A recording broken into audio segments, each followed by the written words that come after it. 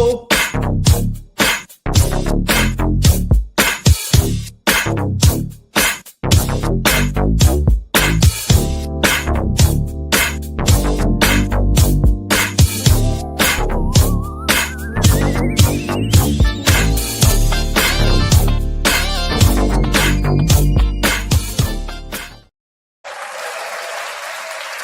Hey, welcome to Let's Talk Nation. I'm your man, Rod Levin. With me tonight is none other than, hey, I don't know. I was just about to give you a new title, Master of Controversy, but I'm not going to do that to you, Doc. Hey, ain't nothing controversial about me. I'm not going to do that to you, Doc, because you know how to keep the conversation going. How you doing this evening, brother? I'm doing good. I'm doing good. I'm kind of sad because I'm worried about my mango trees, like everybody else in Florida. Doc, they look sad. Doc, you had an update about citrus, man. What's the update on citrus? Well, citrus is another thing. The citrus industry has steadily been declining in Florida, and now this recent freeze caused $3 billion in damage to the citrus crop. Hang on, but Doc, is that the citrus crop? Is that just confined to Florida, or is that nationally? That's just Florida. Oh, wow.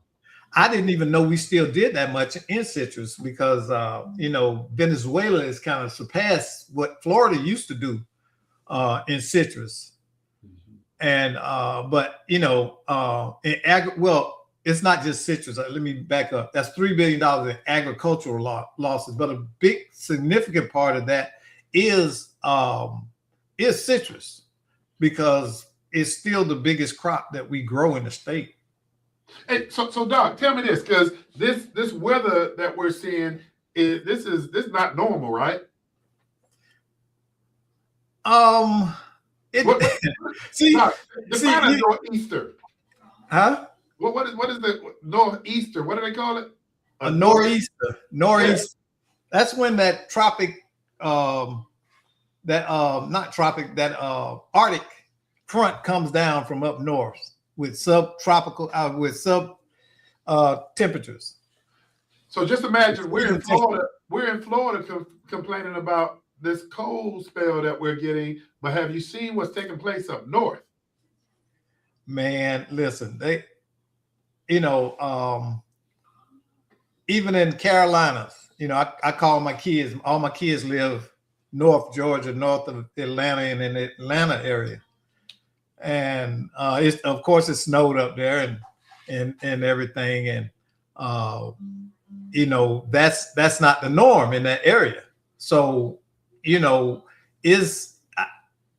gotta educate yourself about global warming. Because the problem is that the earth is always changing weather cycles. You get what I'm saying? Well, I just know it's cold in Florida. And here's the thing about what a lot of conservatives believes. They believe that the Democrats invented global warming to make money with them energy credits. Remember when they was talking about the energy credits? And I kind of think that because the earth is always warmed and cool. That's always a given cycle. So we have to take that weather change with a grain of salt. It's not like we can go up there in the clouds and change it. But what's interesting now, guess what else is happening with this cold weather? A drought. Now, I had never heard a drought with the cold weather like this, but Florida is experiencing droughts, and you're having wildfires over in Orlando and Volusia County as a result.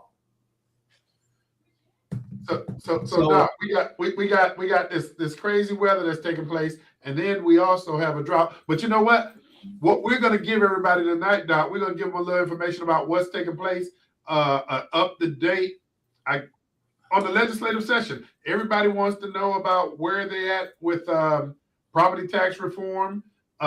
Everybody's heard in the discussion about the Supreme Court ruling regarding tariffs.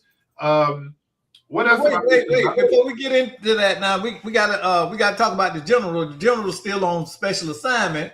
We don't want to gloss over that. But you know, you and I can't do that intro like he do. Oh yeah. You're right. Let's Talk Nation with Doc and Rod, and we're gonna try to up your IQ at least 1,000 points tonight. You're gonna learn something before you leave here. Hey Doc, and I'm glad you mentioned the general, because for those of you who are unfamiliar, Attorney Greg Jackson, he is, and I tell you, a very skilled and talented attorney. He works for the Dan Newland law firm, and Mr. Jackson has been very, very busy. And I was hoping that he got out of trial early tonight, Doc, so that he could join us. But for those of you who tune in on a regular basis, the general has been staying extremely busy. Yeah, but you know, we can fill in. I think between the two of us, we have some good thoughts. Hey, between the two of us, hey, one of the topics that the general really would love getting his arms around, man, is the Supreme Court, man, the ruling that took place this past week. And Doc, a lot of people ask, what is it that the court did? And I'm gonna just go ahead and frame it up, Doc. And I know you're going to give a definition on what a tariff is, but the United States Supreme Court struck down the White House's administrative sweeping tariffs that were imposed under the International Emergency Economic Powers Act. So for those folks who are asking, okay, what does all that mean? From a legal perspective, the justices found that the president exceeded his statutory authority and that the law does not clearly authorize broad and permanent import tariffs. So, Doc, give everybody the definition of tariffs. Okay, this the public definition of a tariff. A tariff is a tax on imported goods. Now, you know, a lot of people don't understand that, but the foreign country does not pay that tax. It's a tax on the goods and services. Well, it's on the domestic company, the importer, to pay that tax to U.S. Customs. And guess who they pass that cost on to? You and I. So it's not really against them. Now, in the long term, the tactic supposed to help our industries compete with foreign goods and services by making them more expensive. That's the hope, but it doesn't always work out that way. Now, I'm gonna tell you something, and I was impressed when I found this out. You know, right that afternoon, President Trump went and announced a new tariff. And guess what? What's that? Now, a tariff, they knocked his ruling down because the authority of writing tariff lays with the Congress under the Constitution. The Constitution, the power to lay and collect taxes and duties belong to Congress, not the president. Okay? Now, the president can use a 1977 emergency law, the IEEPA, to bypass Congress. And they said that imports on an emergency does not give the president the power to tax immediately. So what did he do? What he did was he used his executive authority, correct? No. What did he do? He changed the law. Not changed the law. He changed the basis of his act based on law, Section 122 of the Trade Act of 1974. Now, unlike the previous law that they wrote it around, Section 122 is a temporary measure. It's capped at 15% and expires after 150 days unless Congress votes to extend it. So he don't need Congress now. So what? But Doc, here's the other piece. What the Supreme Court did, they also provided a guide for the White House, if you would, basically saying what he had the authority to do, correct? Yeah. So that was what gave them that avenue right there. Now the question for you, and I know I'm gonna throw this at you pretty fast, but and I think the general addressed this when we started talking about tariffs, but the United States, when we send out products across the world, United States get hit with tariffs very heavily, correct? Oh yes, especially so. Yeah, but we had been placing those same tariffs on countries sending their goods and products here.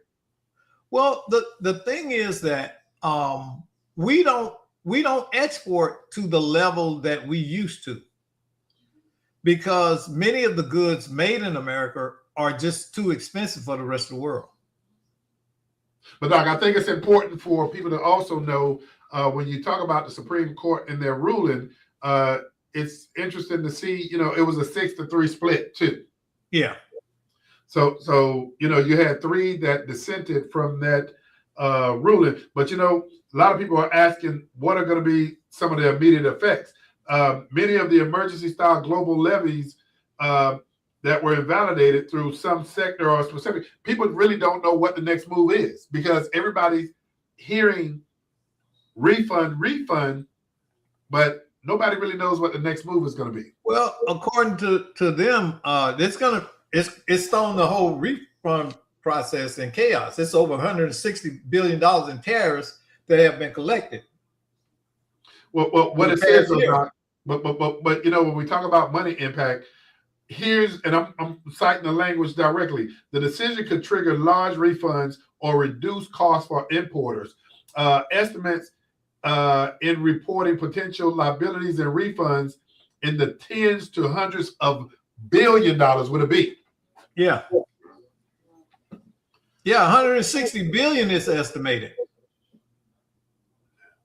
But where's that money going to come from, Doc? Is that's money that's been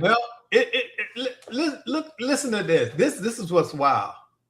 Now, that's going to have to come out the Treasury.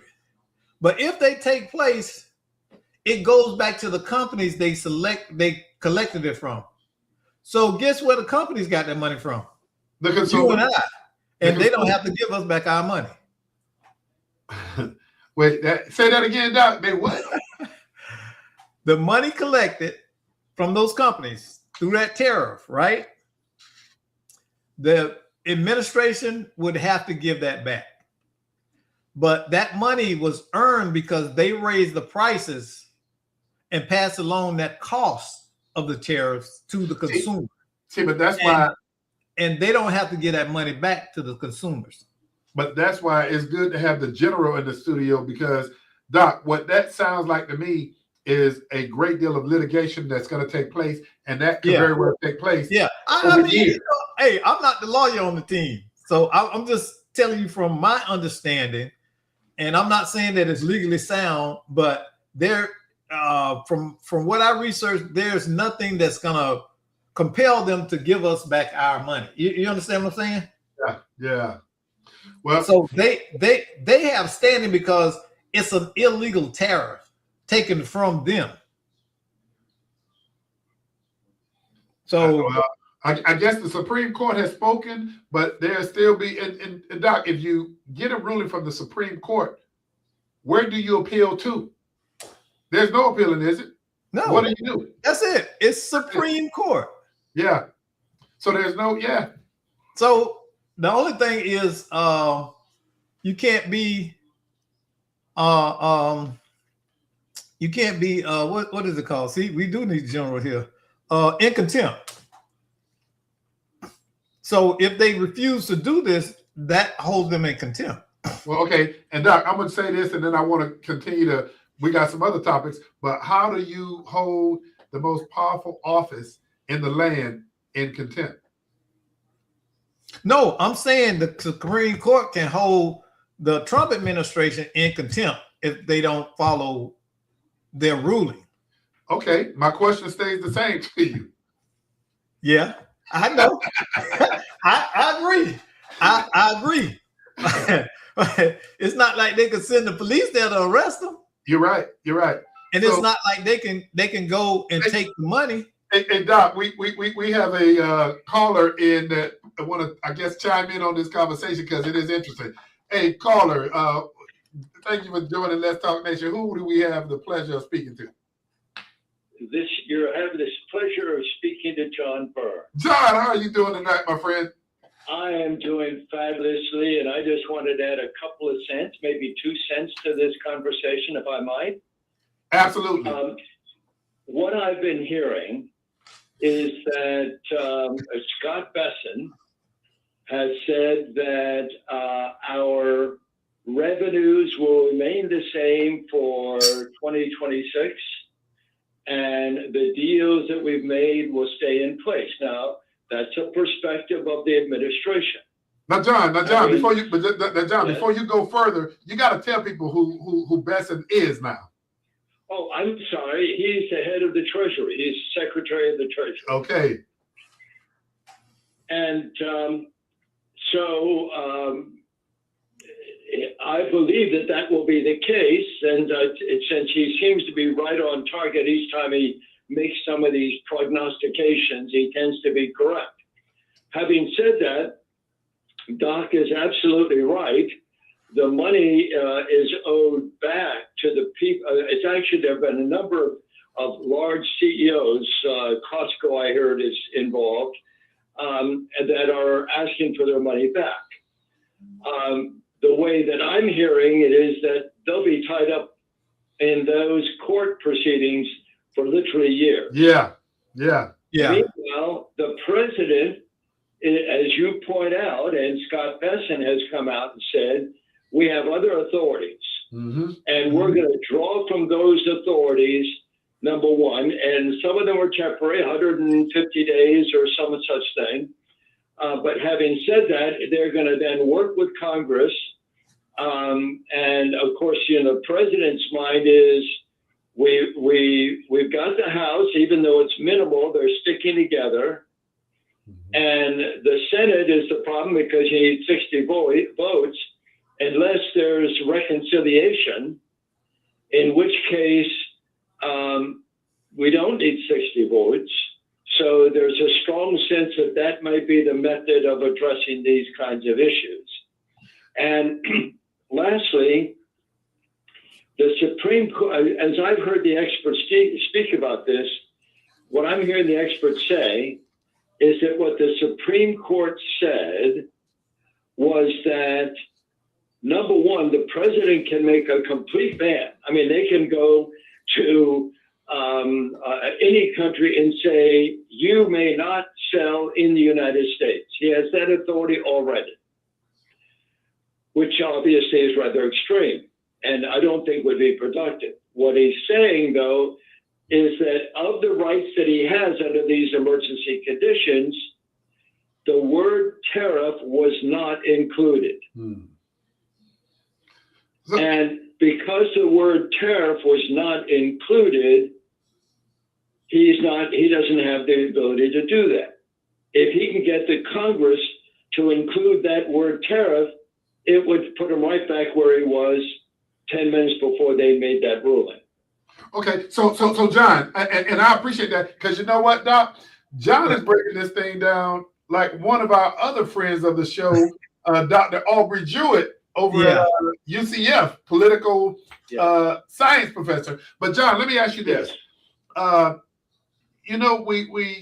having this conversation about tariffs, and Doc framed it up pretty good earlier. But what's your thought or opinion about the fact that the United States, and Doc hit on the point that we don't manufacture or we don't produce a lot of goods that we export like we used to, but forever and a day, we would always get hit with high tariffs on the products that we did ship out of the country. But now all of a sudden, we want a piece of the pie too from things coming into the country. What's your thoughts about, where we're at today? Yes.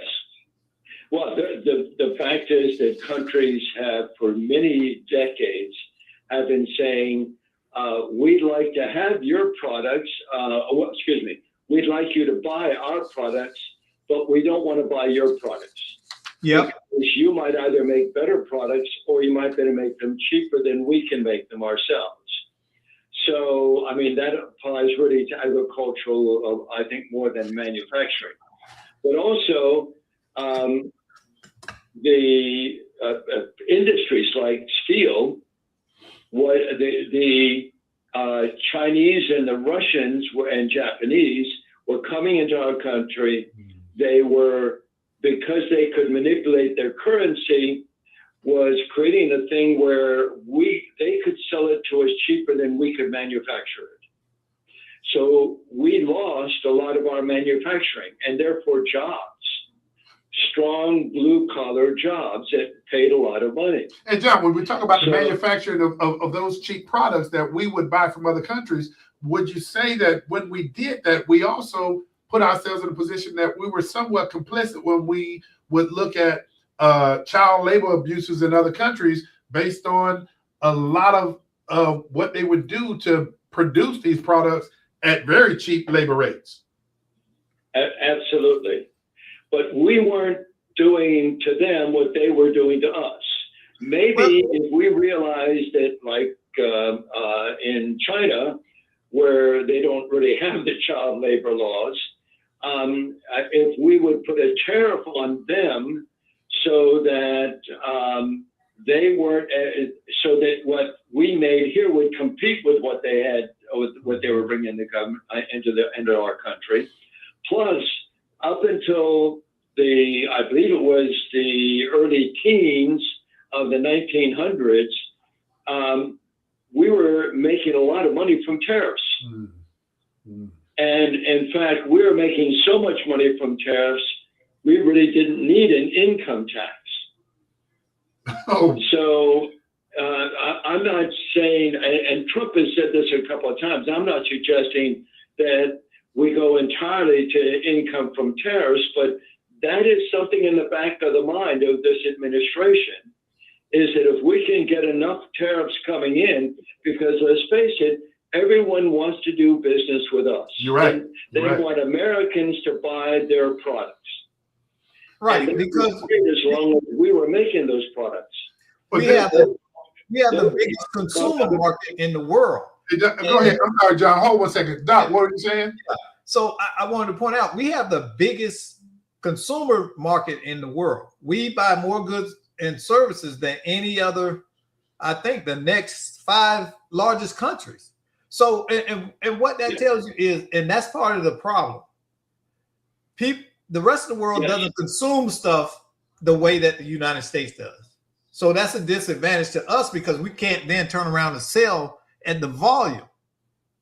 Okay, they'll buy a pair of pants, and that pair of pants may last them 15 years. Yeah, but you know what? Here's to sum it up, though. To sum it up, I believe what's taking place with tariffs, America's trying to level the playing field. That's it. That is it precisely. And Doug is also right. I mean, I think our and someone should check me on this, but it's something like $18 trillion consumed each year. China is less than that, but near. European Union altogether gets to close, but again, less. So we're the big guy in the world of who to sell to. Yeah. Hey, John, I'm gonna ask you this question, and then Doc, I'm gonna pivot to you. And John, I want to go ahead and lay this out for you real quick, and that is this. We often identify problems that we have. We always identify issues that are out there that have been out there forever, and we complain about it never having been addressed. Now we're addressing tariffs, and to me, there's no easy way to go about addressing it. So you're gonna bruise some folk in doing this. What are your thoughts about how do you get past addressing the need for the United States to level the playing field without? I love your question, Rod. I love your question because I remember, I'm old enough to remember that my grandfather had a Liberty Garden when World War II was going in full force, we're sending everything we had, good beef, the vegetables. I mean, everything was being sent over to our guys that were fighting the war. Okay. So what did you do at home? You created your own gardens.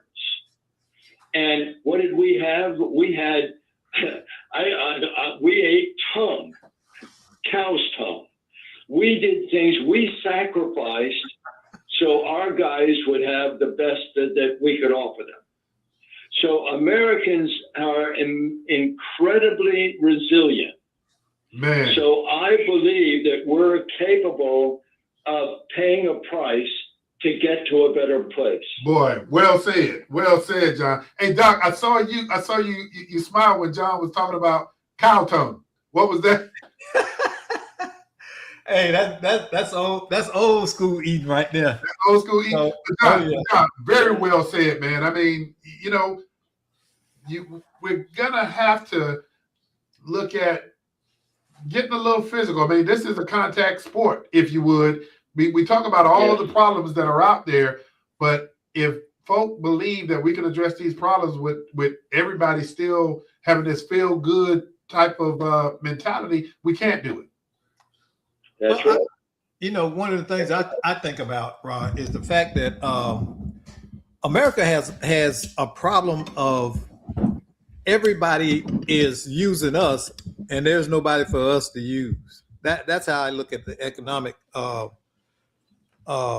conflict that's out there, because we are constantly financing many countries around the world because we're buying their goods. Hey, to the tune of billions and billions of dollars. And Doc, exactly. when we get home and we see people on the street, we see veterans that need a place to lay their heads and things of that nature. Right.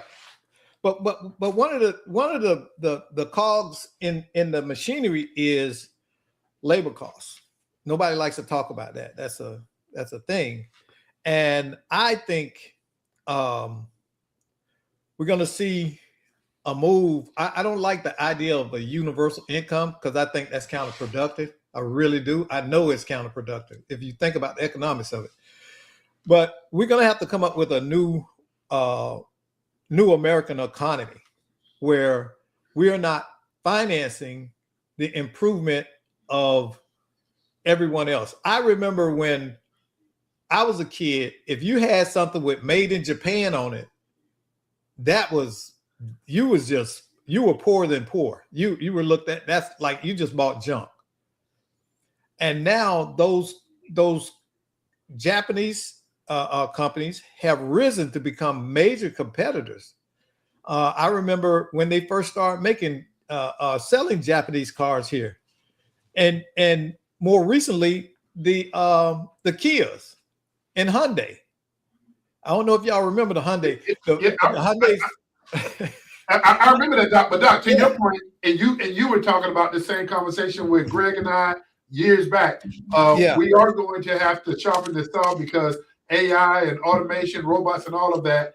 We got to figure out our own niche. But and it's coming fast. It's coming fast. Hey, John, before I sign you off, this is something that I'm gonna ask you, and I don't know how well versed or how up on this that you are. And Doc and I are going to go into this in a few minutes. But the 2026 Florida legislative session, they're addressing a myriad of issues before the legislature. But one issue that is getting the majority of the attention right now is the issue of property tax reform. What are some of your thoughts on what's taking place now in the legislature dealing with property tax? Well, there's this whole movement in this federally and in our state to consider whether the kinds of revenues, to think in a unique and not off the shelf, but truly unique, out of the box kind of thinking. And when the president made this statement before about how before there was income tax, there was tariffs, and we brought in enough money to live off that alone. We didn't need income tax, but then we did. So are we bringing in enough income from other sources that we don't need the property tax. We already provide no income tax in the state of Florida. And because of it, we're getting hordes of people coming to our state. If we were able to lower the property taxes or maybe eliminate it altogether, think about the people that would want to live in Florida and how prime Florida would be. Now, can it be done? I really don't have an intelligent answer to give to you on that. But okay. Thinking out of the box, being a disruptor, which is this seems to be the age of disruptors. Maybe we should consider every option, right? Hey, John, put a comma, not a period. Hey, Doc, John is speaking on something that I'm gonna go ahead and admit it. I had no clue on when he talks about we generated revenue purely on tariffs before we had income tax. Yeah. Now we gotta. Did you know that, Doc? No, I didn't. So I want to go back and we're gonna do some research on that because John, you're peeling back that onion. But let me go ahead and say this: the Florida House has moved closer to where the governor is as it relates to the property tax reform, and that is an aggressive homestead property tax move. And we don't know where that's going to go yet. But what you have now is local governments, which most people don't know that local governments rely about 95, 96% on property tax. Yes. And is it time for them to really become more conscious of expenses? Yep. And that's where John, you're in my wheelhouse. The way they operate the government. Hey, John, Doc, do y'all remember when politicians were running for office and one of the first things out of their mouth, regardless of their party affiliation, but one of the first things out of their mouth was controlling the growth of government expenses. Say that again, Doc. Controlling government expenses. You're controlling government expenses and right-sizing government, and also in addition to that, they talked about the growth, controlling the growth of government. Do you hear that now? Oh, the fascinating thing is there was a study done once, and it was and I can't quote it, but it was something to the effect of how do we address our own money with our own budgets? We're very careful.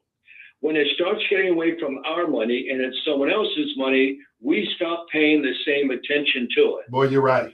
So maybe if they were forced to focus more like we have to in our own budgets, maybe, just maybe, we wouldn't spend things on lavish things that we just can't afford to do. Yeah. And John, on that note, I will say this. I do believe that there's a degree of regulatory oversight that just for, public safety, if you would.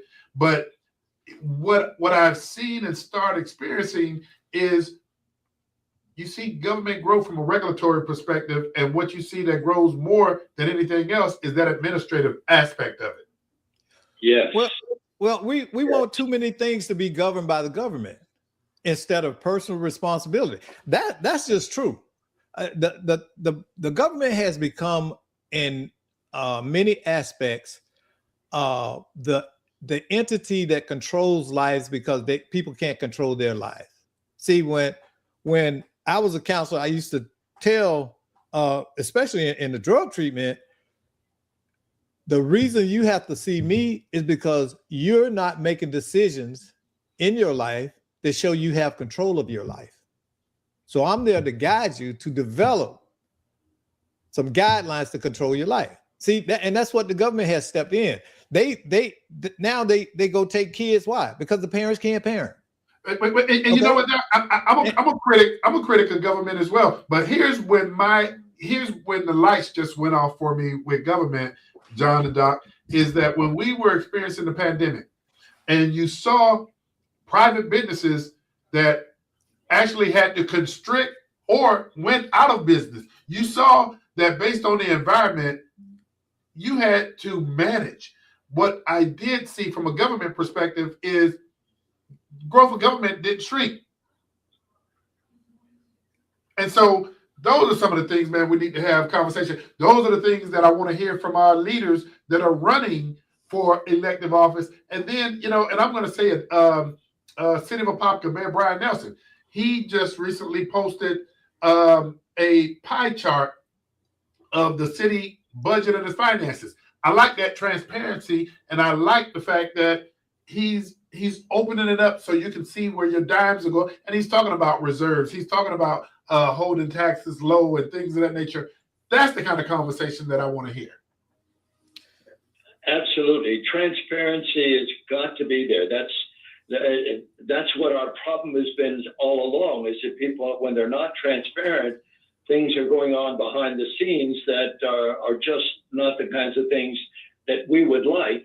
And that's why they're going on behind the scenes. Let me tell you this, and this is something that I'm reading as one of the updates. Some of the things that are being looked at in this property tax reform is a sweeping resolution to phase out or eliminate most of the non-school homestead taxes. And when they say non-homesteaded school taxes, you're looking at special taxing districts. You're looking at, you're looking at other items that come from property taxes. And one of the things that came to mind is there's about 7 or 8 counties in the state of Florida that have a special taxing that creates children trust organizations, which I'm not a critic of it because I think they do good work, but those are some of the things that are going to be subject to this tax reform. But why is the government in the business of doing that? I was one of the first, when I was still in the real estate development business, I was one of the first, I created one of the first taxing districts for a community that I was building, that I was developing in Lake Mary. Okay. And we wanted to put special lights in it. They're very attractive lights. And so we developed it, and the city took it on. And so we actually created a special taxing district that just included our community. And we were able, the city put in those beautiful lights, and the city made some really nice revenue out of the additional taxes and cut off that. But that was a choice that we made as a developer. Hey, so John, on that note, and Doc, this is getting even more so interesting. Based on what John just said, yeah. And John, iron sharpens iron here. But based on what you just said, here's my counter to that. If folk go through that process and they can align the votes, hey, the process works the way the process works. But what you just described to me is something that I've experienced in the community that I live in. And we get the tax, and I'm not even going to call it a tax. We get the assessment through our special assessed homeowners association. And if everybody agrees that we're going to, in essence, tax ourselves based on our HOA fees so that we can make improvement, make sure that our community is safe and things of that nature, then again, majority rules, right? That's right. Exactly. And that's the way it ought to work. Yeah. Interesting. Very interesting. So, hey, we got to stay tuned. John, we appreciate you being a loyal listener. But before you tune out, tell everybody the organization you represent, man.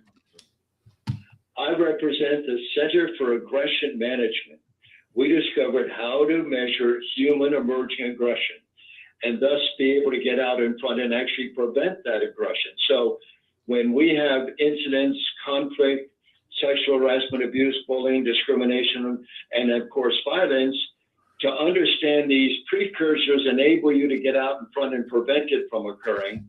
And you can easily find our company online.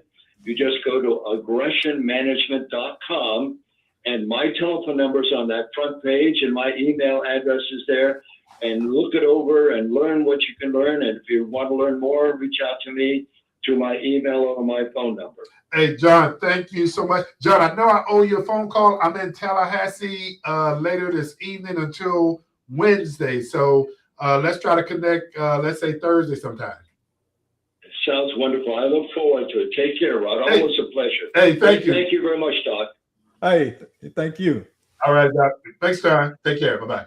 Hey, man, that is John Burns. Hey, he always is bringing it to the table now. Oh yeah. Oh yeah. You know, I love that when we can interface with our audience and they educate us as much as we educate them. Hey, Doc, he brought some education, and I'm we're gonna do the research. Yeah, he really nailed some things that we didn't even know. And Doc, he did it from an escalation perspective, and I'm gonna tell you what that escalation was for me. When he talked about the fact that, you know, America generated its revenue from tariffs originally, and then it phased into income tax. But then think about all the things that have evolved and sprang from that. You know, sales tax. Think about special districting taxes. Think about how this thing continues to evolve, and think about the fact you could work 30, 40 years to pay off a home that you know you want to value, but if you don't pay that property tax, Doc, and I still have yet to understand that process, that you could go buy the tax certificates of somebody who owns a home and they pay for it. Well, in Florida, you can't take the house. It's a process where you can get it, but it's basically a foreclosure. And that if you file that foreclosure, it quiets the other lien holders. Doc, we need to get an expert to come on the show because out of curiosity, and I'm just throwing $400,000 value, $400,000 home. Homeowner hasn't paid their property taxes in the last 3 or 4 years. Property taxes range from $3,500 to $4,000 a year. So let's just say we're talking somewhere in the neighborhood of about $12,000 plus that accrues interest when you don't. So $20,000. So Doc, I just want to know what level or what limit does it get up to before you hear people talk about property or homes being sold on the steps of the courthouse. I really want to know what is this process and how do you get to that point where you can lose your home and not get any value from it? Well, I mean, you see what I'm saying, Doc? Yeah. So you don't pay your property taxes. Well, here's the crazy thing. A lot of people don't know this. If you lose that property, they can only sell it for the amount of the property tax. That's the property tax is owed, right? Well, they can only collect the property taxes that's owed. The remainder of it goes to the lien holders and the property owners. And a lot of property owners have equity they never go and claim. Well, Doc, and there's a whole hidden industry out there. Here. So Doc, hold up. You don't pay your property tax for 4 years. On average, let's say you're in hot for about $12,000, $4,000 a year. Right. So interest and all of that accrues. So let's just say they're into you for about 20 grand. You get noticed, but you paid off this home. There's no mortgage on this home. Right. So they sell the tax certificate on the, they sell them. Somebody buys. Okay. Let's say the taxes are $16,000. They sold your house for $350,000. So less the tax amount, the municipality has to give that homeowner the rest of that money. I've never heard. You know that? I've never heard that. Never. They by law. Let's get an expert. Let's get an expert on the show because Doc, I've never heard. I've because heard listen, it's like you ever go to the unclaimed money? Yeah, I've been there, but they didn't have anything. It's a whole secret cottage industry, Rod, that people will recover that money for you.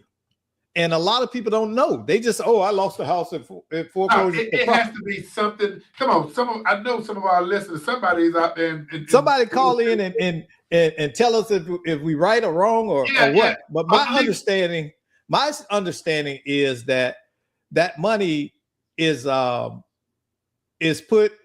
given to the state, and the state holds on it till you claim it. Hey man, somebody out there has some credentials that they can answer this question. If you can, and this might be a topic for another show. Just like John Burns throwing out there about we were living out there. Let's go here. I can do this live. I think Chat GPT. In the state of Florida, when property is sold for taxes and it has a remaining balance, what happens to that money?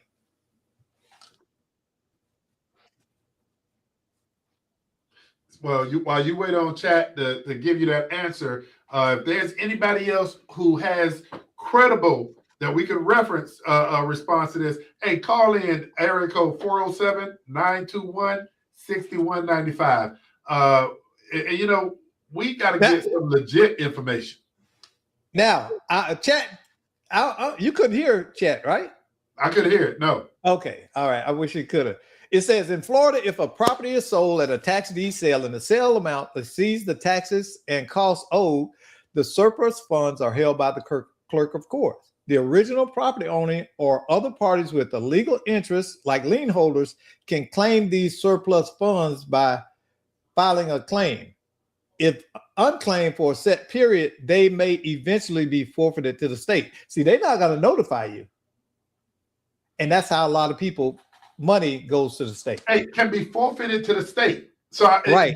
So if the state ain't gonna call you up and say, hey, we got your money, because they're hoping you forget about it. If you don't claim that money and follow that, then guess what?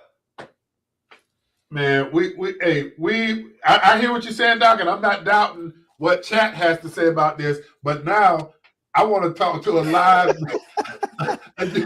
live person about this now with credentials. So we'll put that on the table next time. Hey, Doc, I want to move us on, man. And this is something that you, myself, and somebody who's been with us for about 7, maybe 8.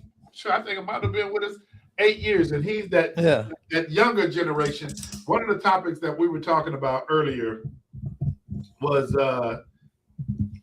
community safety, public safety, and the role of fathers in communities that need it the most. But that conversation evolved a little bit more, and we started talking about the Black community and some of the things that we need to get our arms around. And Doc, I was saying that our generation, it may not take place in our lifetime. What do we need to do to get across the finish line when we're talking about mobilizing and being, we don't have to have the same thought, but being on one accord when we're talking about business, when we're talking about public safety, and we can talk about Black Wall Street and all of that. We're just talking about what took place in the past. What kind of conversations can we have to move the needle? And get Mondo in there with you. Well, I got him. With that, we have a Mondo not in the studio, but we got Armando on the line with us tonight. And Armando, if you would, hey man, how old are you first, so everybody can know what generation we're speaking to? 34. 34. So Armando, when you hear the discussions and the topics, and yes, we've lost some of our leaders. I mean, we've lost 2 notable leaders since 2026, and I'm talking about Claudette Colvin, who refused to give up her seat in Montgomery. And we just also this month lost the Reverend Jesse Jackson. I know, Armando. Well, tell people who Claudette Colvin is. Claudette Colvin is an individual who refused to give up her seat on the bus in Montgomery, and really kicked off a movement like none other. And, so basically, she was Rosa Parks before Rosa Parks was Rosa Parks. Do you know why they use Rosa Parks? And why? Covet Cloven. Covet Cloven was a 16-year-old pregnant, unwed mother when she did that. And the NAACP and Dr. King felt that morally she could not represent the best case, put the best case on that. So Rosa Parks had a similar event, and they chose her to be the face of that court case, and that's how we got Rosa Parks. But COVID was the first one in Montgomery to be arrested for that offense. And she just passed away. I believe it was in January of this year. And Reverend Jesse Jackson, of course, this month. But having that conversation, Armando, 34 years old, man. You're of that younger generation. What are you seeing that we need to do to move the needle?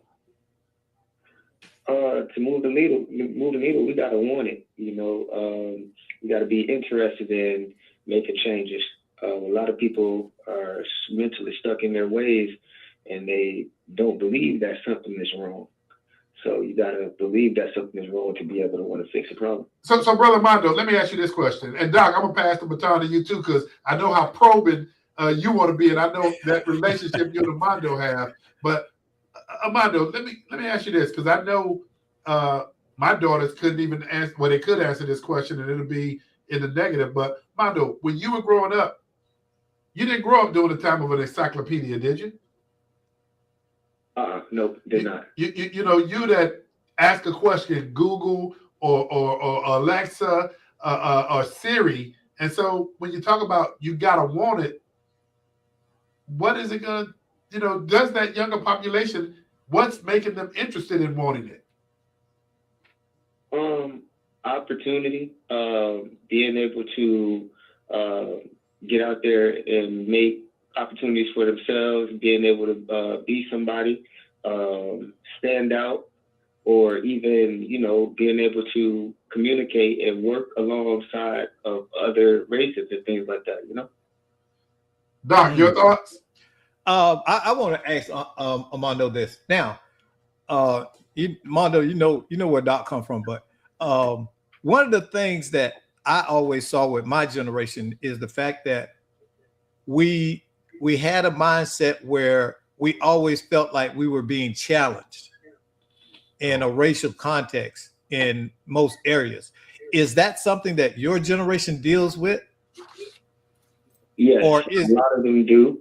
Okay.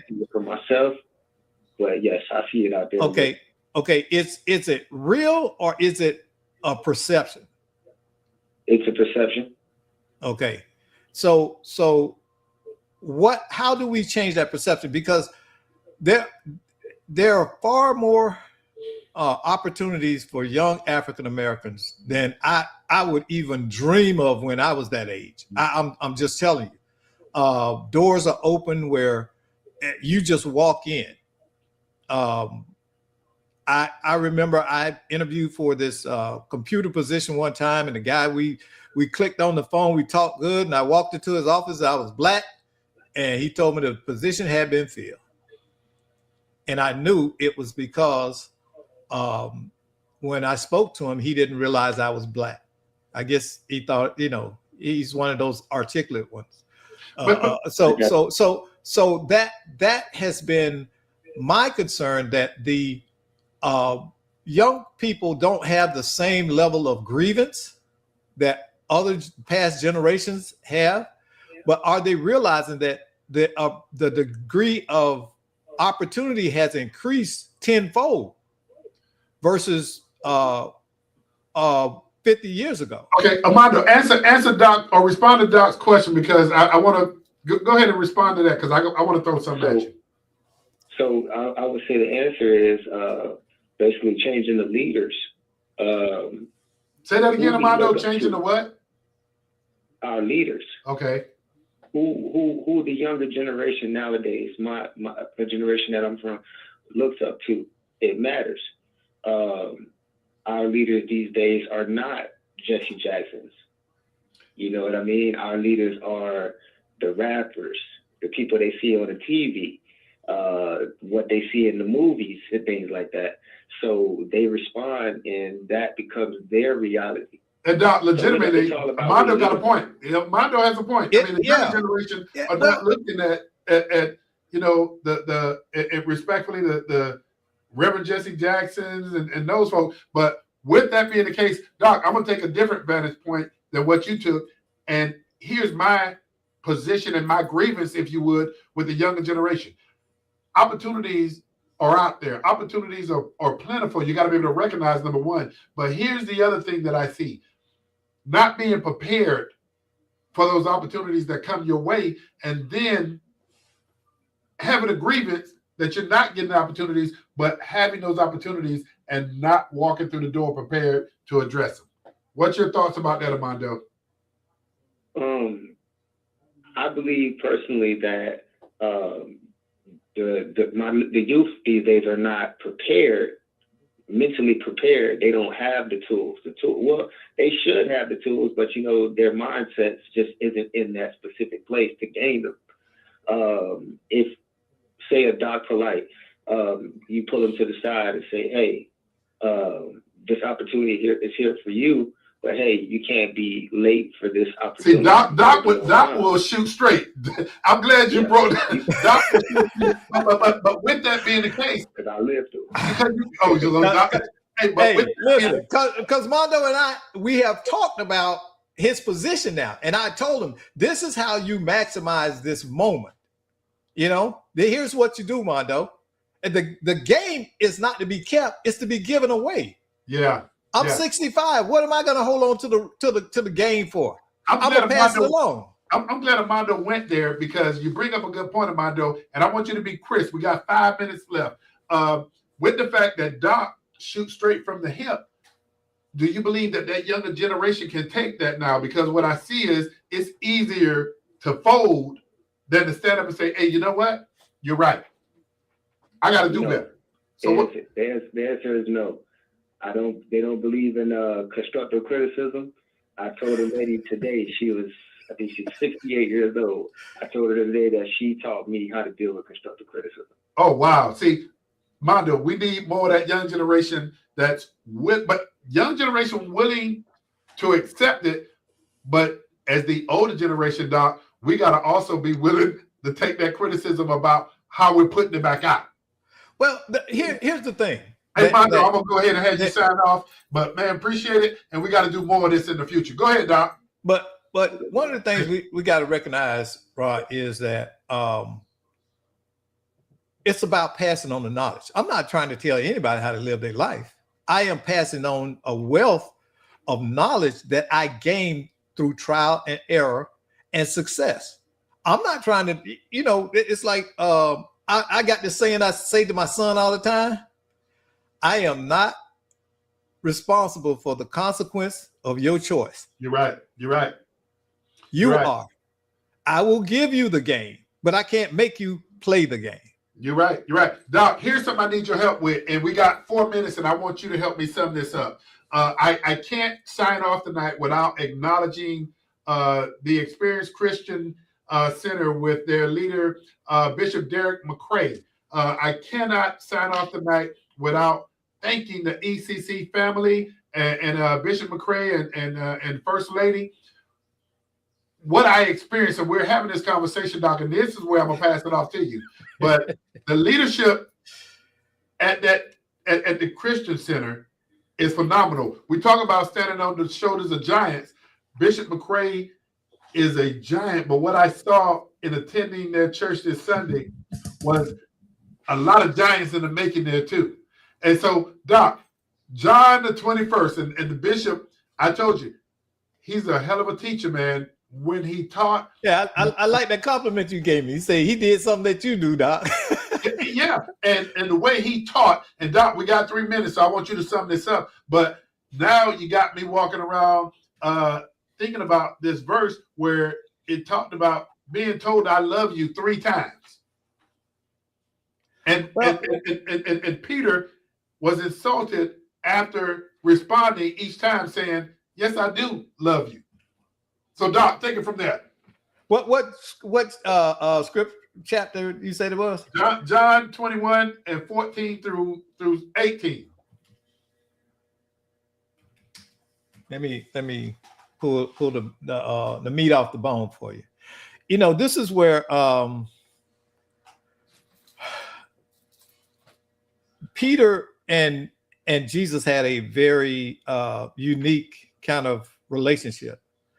And in this, Jesus asked Peter, "Do you love me?" And Peter 3 said, times. "Yes, Lord." He said, "Feed my lambs."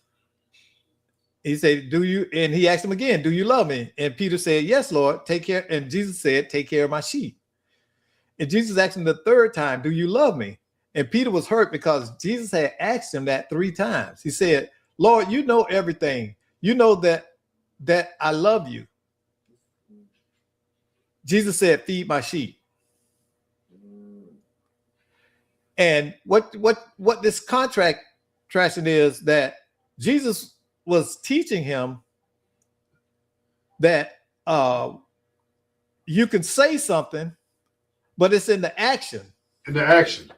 It's in the action where that love comes through. He said, if you love me, feed my sheep, take care of my sheep. Now, this mirrors the 3 denials that later on Peter denies Jesus 3 times. And you have to understand what this is saying is it's a message of forgiveness, restoration, and commissioning, giving. He knows, Jesus knows that Peter is gonna I didn't deny him. I didn't want to take us to Bible study, but Doc, thank you for that. But what I wanted to emphasize, and I appreciate Bible study, by the way, but man, the way Bishop McCrae taught, it was amazing. Man, Yeah, because Bishop, let me tell you, you made a real impact. Well, Experienced Christian Church, y'all did my buddy. Y'all did him up because he couldn't stop talking about it. So man, did you know? And I'm gonna tell you, Doc, that hey, when you walk in there, you walk in there jumping. But hey, we're at the time of the point of this program that we're gonna sign off. Doc Polite, man, you know I love you, brother. I love what you bring to the table. Armando, thank you for what you contributed tonight. And John Burns always watching the show, bringing another nugget. Next week, maybe the general might be off a special assignment, and hopefully he's here. But if not, I'm gonna be saying the same thing I say at the end of the show every night. And Doc Polite, you don't have to go home, but you got to get out of here. We'll see y'all next week on Let's Talk Nation.